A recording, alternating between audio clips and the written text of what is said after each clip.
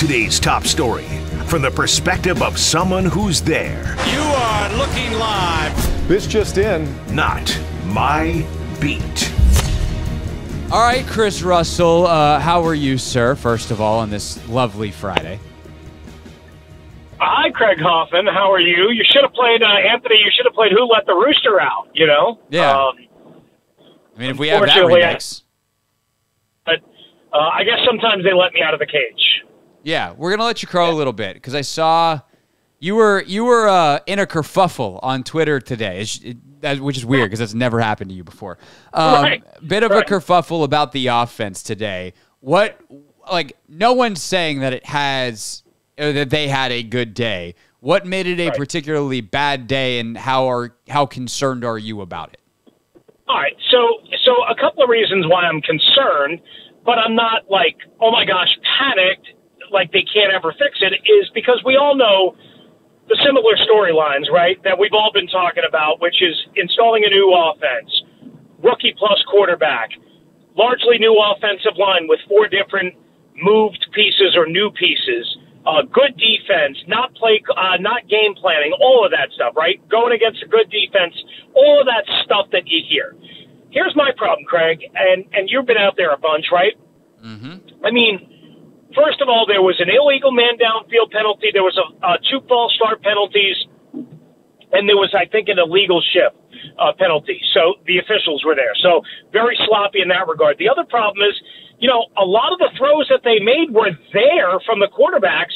One down the sideline to Kyrick McGowan, and it just goes right off of his face mask. He goes up to catch it, and it goes right through, and it hits off of his face mask, and his teammates and coaches are yelling it went off his bleeping face mask, like they almost couldn't believe it. It would have been 7, in a drill. He beat the coverage, and he didn't make the catch.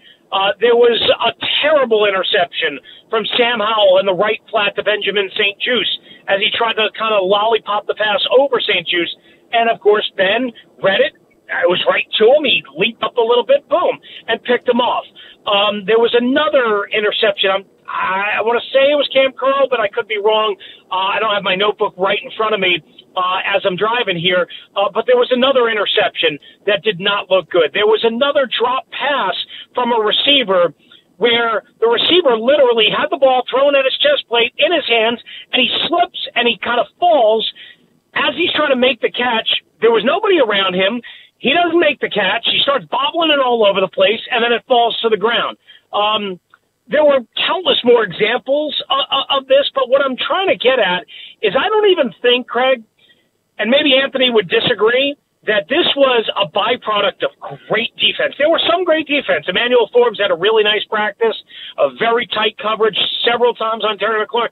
I don't think this was a byproduct of, oh my gosh, it was a tremendous pass rush. It was tremendous coverage. A lot of this was sloppy and not making plays that were there to be made. And that was I guess that was my general walk away feeling and why I was so down on the offense, combined with the fact that they haven't really been sharp for a week. I mean, it's been a week. It's been since last Thursday where they've had even remotely what I would call a good practice.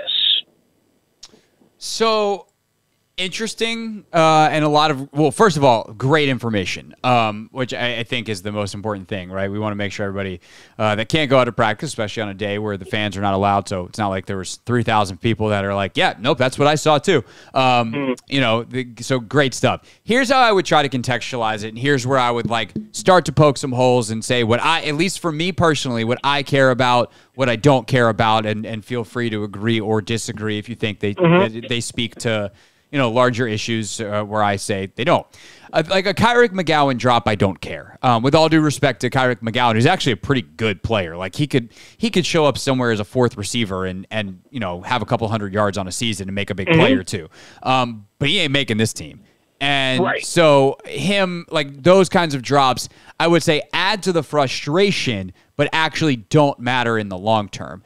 To me, the stuff that is genuinely frustrating and problematic if it continues is the pre-snap penalties, the execution type of penalties.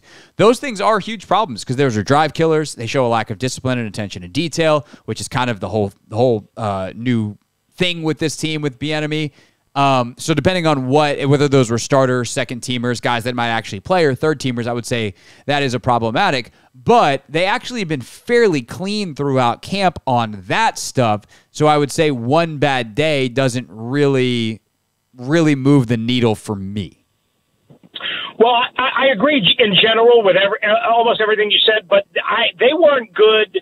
Was it Wednesday maybe it was Wednesday, the last padded practice in terms of pre-snap penalties. There was a couple of those too. And when I say not good, I mean, obviously in every game, most teams have, 4, 5, 6, maybe even more penalties, depending on how disciplined, undisciplined you are. But I would agree in general, those are. One other thing that is concerning to me, I've seen 6 terrible snaps this week since Saturday from Nick Gates.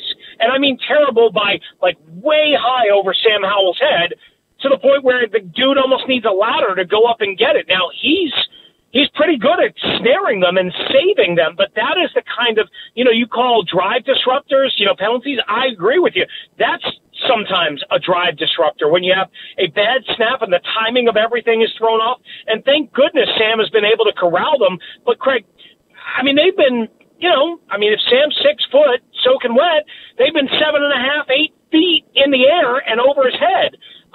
So that's got to get way better. It's been a bad week for Nick Gates, who's probably had more fights and more brouhahas than good snaps, So it's little things like that. Hold on, Chris. Hold on 1 second. I know you're being hyperbolic, but like, they're running 100 plays in practice. I know. I'm teasing. And so, I know you're teasing with Nick Gates having more fights than good snaps, but I do think, that is an important thing to point out, too. Like, the number of penalties, the number of mistakes you have in the course of a practice, when you run that many more plays than we're used to seeing, I think is something to consider here.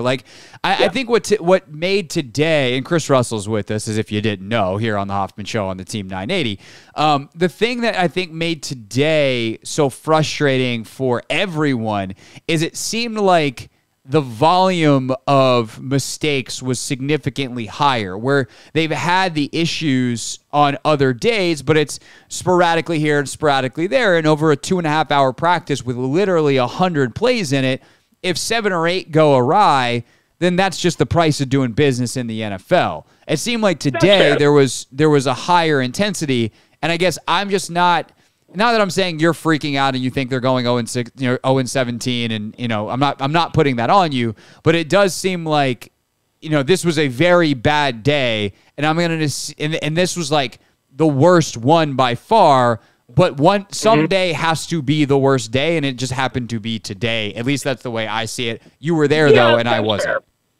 Yeah, that's fair. I would just say this is maybe on me, maybe an overreaction, but a general building frustration over the last week. Sure. And actually, I do want to point out, I thought the quarterbacks, while not good enough today, I thought in some of the cases, and some of my frustration at least, and I'm not sure, what Anthony and others saw, was, Craig, like some of the passes were there to be made. And yes, maybe by backup guys and whatever, guys that are not going to make the active roster, maybe guys on the practice squad. Like in the practices past, I thought the quarterbacks were largely lousy in a lot of ways. I thought the quarterbacks were a little bit better today in terms of their ball location and accuracy, and players weren't making plays. Again, maybe just a general overreaction. I'm sure it is, right? I want to see them, of course, not only in pads, but I want to see them in a real live game situation, maybe like when Myles Garrett is actually in uniform and playing for the Cleveland Browns next Friday night. I want to see what this first team offense looks like. I said today, I don't know how you feel about this, I want to see them play at least 3 series. And maybe into the second quarter. They need the work. They're not good enough. Nobody's good enough on that first team unit outside of Terry McLaurin. And actually, Terry's been barked at several times by Eric Bieniemy over the last week and a half for various little things, which I kind of like because it shows no favoritism. But, I mean, even Terry, you can't say, has had a perfectly crisp, clean training camp so far. But you don't worry about a guy like that. I just want to see this first-team offense play a lot sharper, a lot crisper, the penalties, the execution, non-drops, catches, all of that stuff. And when plays are there to be made, plays are there to be made. Now, I will say this, one thing that I've been, I think just to put a positive positive on this, and I think Logan Paulson agrees with me. I don't want to speak for him, but I think that's my job. I'll speak for Logan. Okay. I think the run blocking has been a little bit better than certainly the pass protection, number one. And number two, I think I've seen, and again, you know this from years and years and years of being on beats and being around, coaches always tell you running backs and safeties are the hardest ones to get a gauge on. I like this running back room. I like how physical and downhill they can get. And I think they run pretty low to the ground and get good pop. And I think this running game is going to be a little bit better than people are anticipating or maybe people are thinking. So there's your positive note.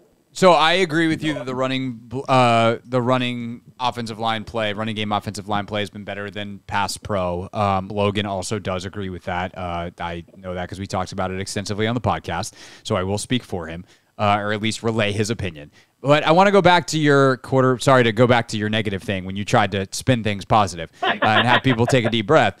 But I want to go back to your quarterbacks being lousy take. Yeah. Anthony, you've been out there even more days than I have actually at this point. Would you describe outside of today the quarterback play as lousy? I wouldn't say lousy, but I would say inconsistent. Yeah, I think that's fair. I would not say lousy either. And I would say it has ebbed and flowed the way it's supposed to. And what I mean by that is this. When you get in a team blitz period, not great. They've faced some pressure and haven't been able to really beat the blitz with the regularity that you'd hope if you're Eric Bieniemy.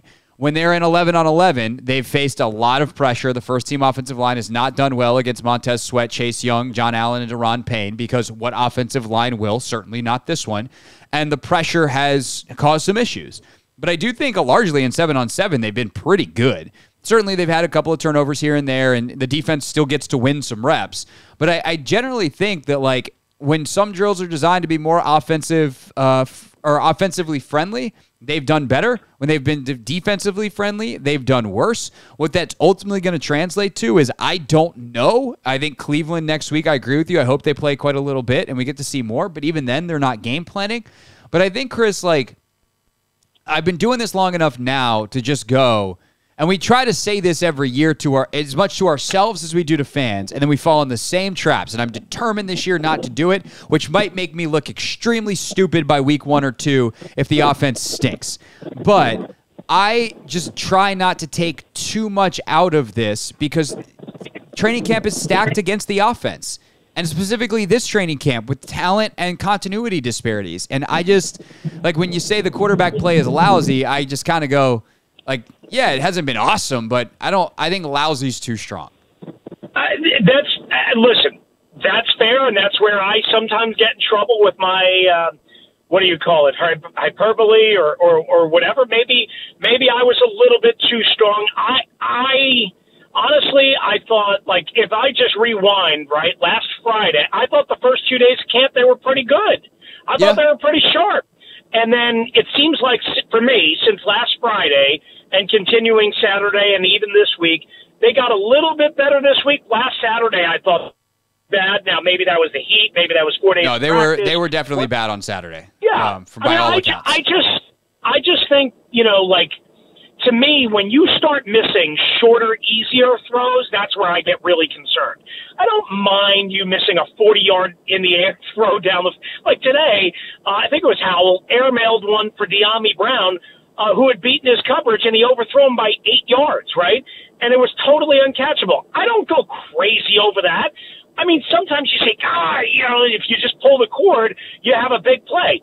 Sure, it was a tight window, it was good coverage, all of that stuff. I don't go nuts over that. When you throw a play or when you throw a pass, basically like Howell did on the one that St. Juice picked off, and again, it was a nice play by St. Juice. He's just sitting there kind of baiting him in zone coverage in the right flat, and he just lollipops it. That's what drives me crazy. It's the like, if we're going to replace the run game with the short passing game, and I'm not saying they're going to do that, but a lot of offenses do that, I need you to be way, way, way, way, way better in the short passing game than this team has been in camp Yes, under a new offense. Yes, under a new coordinator. Yes, with a rookie plus quarterback. Yes, all of that stuff. I just need you to be better. Maybe lousy is again a little bit strong, but I would and maybe inconsistent is a little bit light for me. Maybe somewhere in between that, if that makes sense. How does disappointing work for you? That's fair. Okay, I'm down. I'm just trying to help you out. That's all. That's what I'm here for. You know. That's my whole entire existence. Every day between 4 and 7.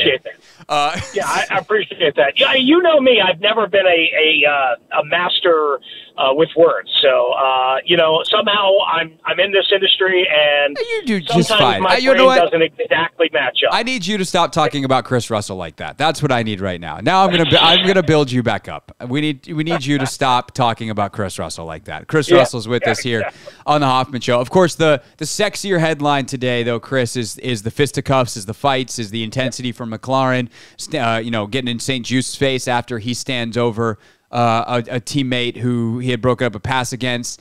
I'm kind of mixed on this, if I'm being honest. Like, I don't think this stuff is necessary. To show that they've got a pulse and a competitive heartbeat, fine. I don't think we need this stuff. I also don't think it's that big of a deal that it happens as long as there's, no injuries or no major risk of injuries from stupid fisticuffs or shoving or whatever may happen. But being there, feeling the emotion of it, and seeing how everyone reacted afterwards, what did you make of it? Yeah, I mean, and again, I wasn't able to stay for the very end of practice, but I mean, I'm with you. I'm kind of like 50-50 on this, seesawing back and forth, because I get what Ron is saying, that it's a good learning experience, that you want your teammates to kind of defend your own teammates, all of that stuff. I also get Eric Bieniemy barking and being upset at, all this shenanigans and whatever. And not only at Terry and Benjamin St. Just and what happened there, but also at Nick Gates earlier in the practice, who threw a ball at one of his teammates. Here's the thing. It's good to practice that stuff. It's good to get it out in practice, but when does that actually carry over to a game, and at what point does it carry over to a game? Meaning, if you're 17-17 and you're moving the ball down the field and you're on a potential game-winning drive, and Nick Gates decides to be a hothead and throws a football at, Grady Jarrett of the Atlanta Falcons, does it cost you a field goal, that type of thing. Now, I can't predict that. I don't know that, but we know it happens from time to time, right? Or the opposite side of the ball. If St. Just makes a play, nice pass breakup, which he does on a regular basis, and stands over somebody and crosses his arms and says something, that's going to be a 15-yard unsportsmanlike conduct penalty, and that could cost them, the possession, points, the game, whatever the case might be. So, again, I'm with you. It's not an end of the world type deal, but I wish there was a way that guys could control their emotions a little bit cleaner and a little bit better, because I do fear that this, in some way, shape, or form, will occasionally carry over into a big spot in the regular season. Yeah, it definitely could. You just hope that guys are smarter in the regular season. It's training camp. There's not that pressure, and also they're it's hot. They're tired. They're just hitting the same guys, seeing the same guys.